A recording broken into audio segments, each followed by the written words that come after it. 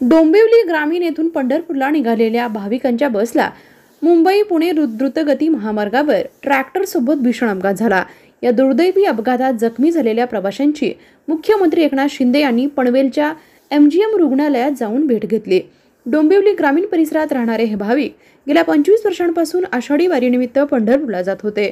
अचानक झालेल्या या अपघातात 5 प्रवाशांना आपला जीव गमवावा लागला, तर 7 प्रवासी हे गंभीररित्या जखमी आहेत, तर 23 प्रवासी किरकोळ जखमी झाले असून त्यांच्यावर MGM रुग्णालयात उपचार सुरू आहेत। या सर्वांच्या तब्येतीची विचारपूस करून त्यांच्यावर सुरू असलेल्या उपचाराची मुख्यमंत्र्यांनी डॉक्टरकडून माहिती घेतली।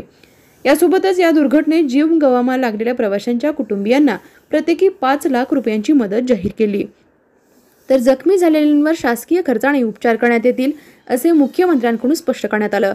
तसेच द्रुतगती महामार्गावर ट्रॅक्टर कसा आला याचीही चौकशी करण्याचे निर्देश मुख्यमंत्र्यांकडून देण्यात आले आहेत।